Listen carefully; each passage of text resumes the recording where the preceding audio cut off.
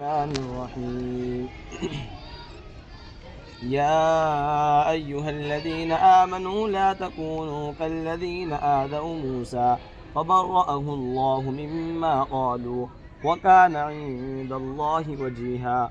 يا أيها الذين آمنوا اتقوا الله وقولوا قولا سديدا يصلح لكم أعمالكم ويغفر لكم ذنوبكم ومن يطع الله ورسوله فقد فاز فوزا عظيما. إنا عرضنا الأمانة على السماوات والأرض والجبال فأبين أن يحملنها وأشفقن منها وحملها الإنسان إنه كان ظلوما جهولا. ليعذب الله المنافقين والمنافقات والمشركين والمشركات ويتوب الله على المؤمنين والمؤمنات وكان الله غفورا رحيما.